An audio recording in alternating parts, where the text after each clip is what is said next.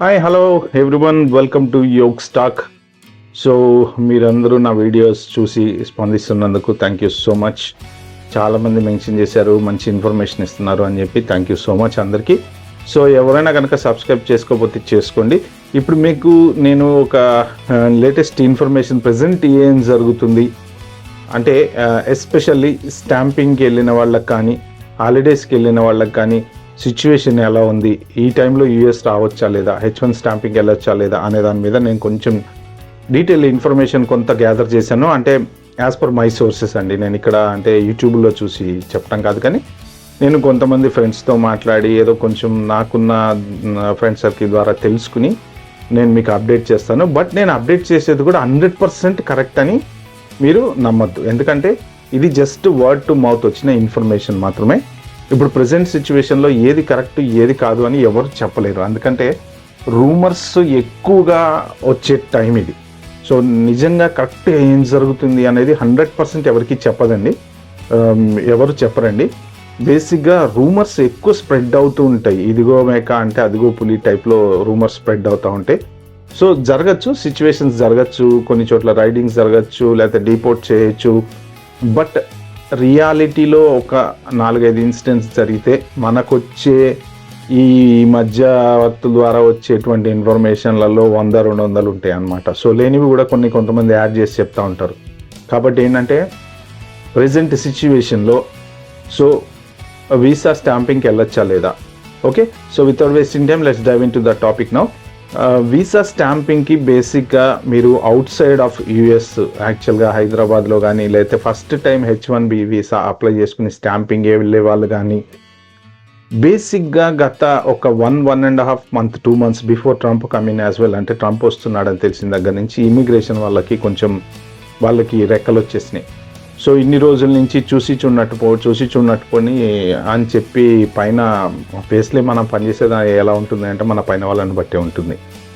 So ఇప్పుడు వాళ్ళందరికీ దాదాపుగా స్ట్రిక్ట్ ఆర్డర్స్ వెళ్ళినాయండి. ఈవెన్ రెస్టారెంట్లలో వీటిలలో కూడా బోర్డులు పెడుతున్నారు. ఎవరైనా ఇల్లీగల్గా పనిచేస్తున్నట్టయితే కనుక మీరు ఇన్ఫార్మ్ చేయండి అని చెప్పేసి ప్రతి చోట బోర్డ్స్ పెడుతున్నారు అని చెప్పి నేను విన్నా. మరి అది ఎంతవరకు నిజం అనేది నాకు తెలియదు, I not seen practically. So at the same time H1B visa కానీ F1 వీసా కానీ మీరు కనుక స్టాంపింగ్ కోసం వెళ్ళేటట్టయితే రిజెక్ట్ అయ్యే ఛాన్సెస్ ఎక్కువ ఉంటాయి. ఎందుకంటే బేసిక్గా H1B వీసా బట్ ఇది ఎవరికి ప్లస్ అవుతుంది అంటే జెన్యూన్గా ఒకప్పుడు లాంగ్ బ్యాక్ ఎలా ఉండేదంటే ఇప్పుడు ఒక పెద్ద కంపెనీలో జాబ్ ఉంది అంటే డైరెక్ట్గా కంపెనీ వాళ్ళు టెలిఫోన్ ఇంటర్వ్యూ చేసేవాళ్ళు. టెలిఫోన్ ఇంటర్వ్యూ చేసిన తర్వాత వాళ్ళే ఓకే చేసి H1 వాళ్ళే అప్లై చేసుకునే వాళ్ళు, మొత్తం అకామిడేషన్ వాళ్ళు ఇచ్చేవాళ్ళు, అంతే జెన్యూన్ జాబ్ ఉండేది. సో కాబట్టి వాళ్ళకి డెఫినెట్గా ప్రాబ్లం ఉండదు. అలాంటి సిచ్యువేషన్లో ఇప్పుడు ఎవరైనా సరే అంటే పర్టిక్యులర్ స్కిల్ సెట్ అమెరికాలో దొరకదు, మనమే వాళ్ళకి గతి అనుకుని కనుక H1 ఎవరైనా అప్లై చేస్తే ఆ H1 స్టాంపింగ్కి మీరు ధైర్యంగా వెళ్ళచ్చు. 100% పర్ఫెక్ట్గా స్టాంపింగ్ అయిపోతుంది, ఎటువంటి ప్రాబ్లం లేదు. ఎందుకంటే అప్లై చేసే కంపెనీ కూడా పెద్ద company, plus different skill set కోసం చూస్తున్నారు. వాళ్ళకి ఆ స్కిల్ సెట్ వాళ్ళు దొరకట్లేదు, కాబట్టి మీకు స్టాంపింగ్ అయ్యే ఛాన్సెస్ ఉంటాయి. ఆ తర్వాత ఈ డబ్బా కంపెనీలు చాలా ఉన్నాయండి. అంటే ఎందుకు అలా అన్నాను అంటే బేసిక్గా ఒకప్పుడు వెళ్ళి సెటిల్ అయిపోయిన వాళ్ళంతా చాలామంది ఏంటంటే కంపెనీలు పెట్టేశారు. ఆ కంపెనీలలోంచి H1 అప్లై చేస్తున్నారు. జగమెరిగిన సత్యం ఏంటంటే అలా H1 అప్లై చేస్తారు, మనం అక్కడికి వెళ్ళిన తర్వాత జాబ్ ఎత్తుకుంటాం. ఇది అందరికీ తెలిసిన ఓపెన్ సీక్రెట్, దీంట్లో పెద్ద ఇదేం లేదు. సో అలాంటి వాటిల్లో ఏంటంటే ఇన్ని రోజుల నుంచి ఉన్న డొల్ల కంపెనీలు, బేసిక్గా వందల H1 అప్లై చేసిన కంపెనీలు ఆల్మోస్ట్ ఎవరైనా ఇప్పుడు వాళ్ళు ఏం అనుమానం వస్తే, ఇప్పుడు మనం ఏదో ఒక XYZ కంపెనీలో H1 అప్లై చేసి స్టాంపింగ్కి వెళ్ళాము, అసలు ఆ కంపెనీ మీద వాళ్ళకి అనుమానం వస్తే వాళ్ళు రిఫరల్ రైజ్ చేస్తారు. ఆ రిఫరల్ రైజ్ చేసినప్పుడు ఒక్కొక్కసారి ఆ కంపెనీ మీద వాళ్ళు వెళ్ళి ఇన్వెస్టిగేషన్ చేసే ఛాన్స్ కూడా ఉంటుంది. అసలు నిజంగా కంపెనీ ఉందా, ఈ ఒక గదిలో పెట్టుకొని వీళ్ళు వీసాలు అప్లై చేస్తున్నారా, వీళ్ళ కనీసం ఎంప్లాయీస్ ఉన్నారా, అసలు వీళ్ళకి H1 ఇచ్చే రైట్ ఉందా లేదా, ఇలాంటివన్నీ చెక్ చేసే ఛాన్స్ ఉన్నాయి. సో కాబట్టి ఏంటంటే ఇప్పుడున్న పరిస్థితుల్లో ఫస్ట్ H1 అప్లై చేయడానికి చాలామంది భయపడతారు. అది నెంబర్ 1. నెంబర్ 2, H1 ఒకవేళ అప్లై చేసినా మీరు వీసా స్టాంపింగ్కి వెళ్ళినప్పుడు ప్రజెంట్ సిచ్యువేషన్లో చాలా rarest in the rare cases మీకు వీసా వచ్చే ఛాన్సెస్ ఉన్నాయి. ఎందుకంటే ఇప్పుడు రిజెక్ట్లు చాలా అవుతున్నాయి, డినయల్స్ అవుతున్నాయి అని చెప్పేసి నేను విన్నాను. సో దానికి కూడా వాళ్ళు రీజన్స్ కూడా వాళ్ళు అసలు వెతకడం మొదలు పెడితే చాలా రకాలుగా ఎతుకుతారండి రీజన్స్ డినై చేయడానికే. ఎందుకంటే ఇమిగ్రెంట్స్ని రానియొద్దు అని వాళ్ళు ఒక్కసారి కనుక డెసిషన్ తీసుకుంటే, మనం లీగల్ ఫైట్ చేస్తే కేసు జెన్యూన్గా ఉంటే డెఫినెట్గా మనకి ప్రాబ్లం లేదు, వీసా వచ్చే ఛాన్సెస్ ఉంటాయి. But most of the cases 70 to 80% of the cases మిస్యూజెసే ఎక్కువ ఉంటాయి.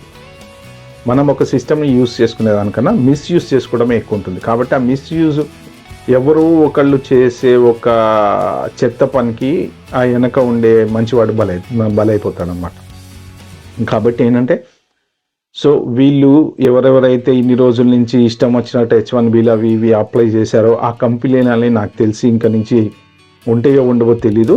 బట్ ఇప్పుడు స్టాంపింగ్కి వెళ్ళే వాళ్ళు మాత్రం F1 కానీ H1B కానీ, F1 మాత్రం ఆబ్వియస్లీ ప్రాబ్లం ఉండకపోవచ్చు, ఎందుకంటే వాళ్ళు యూనివర్సిటీకి ఫీజు పే చేస్తారు కదా, ఆబ్వియస్లీ ఫీజు పే చేశారు కాబట్టి వాళ్ళు వీసా ఇవ్వాల్సిందే, దాంట్లో డౌట్ ఏం లేదు. కాకపోతే కొంత బ్యాక్గ్రౌండ్ చెక్కింగ్ అనేది కూడా కొంత పర్ఫెక్ట్గా జరుగుతుంది.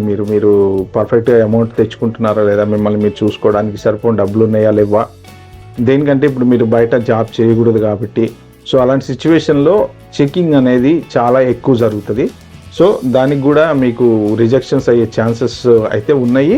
బట్ ఓవరాల్గా ఫండింగ్ వాళ్ళ కంట్రీకి వెళ్తుంది కాబట్టి F1కి పెద్ద ప్రాబ్లం ఉండకపోవచ్చు. H1కి స్టాంపింగ్కి వెళ్తారో వాళ్ళకి మాత్రం కొంచెం ప్రస్తుతం ఆగితేనే బెటర్, కొన్ని రోజులు చక్కబడే వరకు పరిస్థితి ఆగితేనే బెటరు. బట్ ఎవరైనా కానీ జెన్యూన్ కంపెనీస్ నుంచి జెన్యూన్ ఆఫర్ తోటి వెళ్ళేటట్టయితే, ఎటువంటి బ్యాక్గ్రౌండ్ ప్రాబ్లం లేని కంపెనీలు, ఏజెన్సీలు కాకుండా, ఈ డబ్బా కంపెనీలు కాకుండా పెద్ద కంపెనీలు మీకు అప్లై చేసి మిమ్మల్ని H1 ద్వారా తీసుకెళ్తే మాత్రం నో ప్రాబ్లం అండి. అలాంటి వాళ్ళకి ఎటువంటి ప్రాబ్లం లేదు. ప్లస్ ఇంకొకటి ఎవరికి ప్రాబ్లం ఉండదంటే ఇంట్రా కంపెనీ ట్రాన్స్ఫర్స్, L1 వీసాలు. ఇంట్రా కంపెనీ ట్రాన్స్ఫర్స్ అంటే TCS కానీ లేకపోతే ఇలా ఇన్ఫోసిస్ కానీ, ఈ కంపెనీ నుంచి వీళ్ళు వెళ్తారు చూసారా, L1 కానీ L2 కానీ, వీళ్ళకి ఎటువంటి ప్రాబ్లము ఉండదు. ఎందుకంటే వాళ్ళు దే కాంట్ స్విచ్ జాబ్స్. వాళ్ళు ఇప్పుడు TCS మీద ఒక ప్రాజెక్ట్ మీద వెళ్ళారంటే ఆబ్వియస్లీ వాళ్ళు ఆ ప్రాజెక్ట్ మీద దాని మీదనే పనిచేయాలి, వేరే కంపెనీకి స్విచ్ అయ్యే ఛాన్స్ ఉండదు. కాబట్టి వాళ్ళకి రిజెక్షన్ అయ్యే ఛాన్స్ లేదు. సో ఇట్లాంటి వాటికి రిజెక్షన్స్ ఎక్కువ ఉండవు.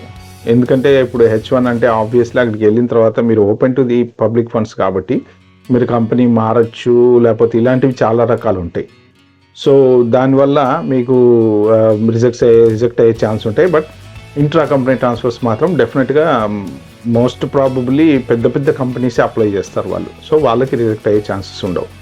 సో ఇది ప్రస్తుతం జరుగుతుంది. ఏంటంటే వీసా రిజెక్షన్స్ అయితే మాత్రం బాగానే ఉన్నాయి, డినయల్స్ వస్తున్నాయి. ప్లస్ వెంటనే ఈ మళ్ళీ రిఫరల్స్ కోసం ఈ సాలిసిటర్ని వాళ్ళు అప్రోచ్ అవుతున్నారు, ఈ కంపెనీ నుంచి వీసా వచ్చింది స్టాంపింగ్కి, అసలు ఈ కంపెనీ గురించి ఎంక్వైరీ చేసి మాకు చెప్పండి అని చెప్పేసి వాళ్ళకి లెటర్లు పంపిస్తూ ఉంటారు. సో దాన్ని RFW ఏదో అంటారు సంథింగ్. సో అలాంటి రిఫరల్స్ వస్తూ ఉంటాయి. కాబట్టి ఏంటంటే ప్రస్తుతం ఉన్న పరిస్థితులలో మీరు you better stay away from going to the stamping.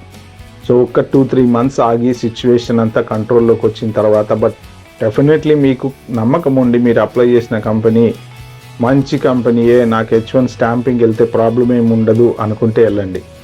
So ఇంకొకటి ఏంటంటే, చాలామంది కంపెనీలు ఎవరైతే OPT వాళ్ళు పనిచేస్తున్నారో ప్రస్తుతానికి, ఆ కంపెనీ వాళ్ళు మేము H1 స్పాన్సర్ చేయము అని చెప్తున్నాయి.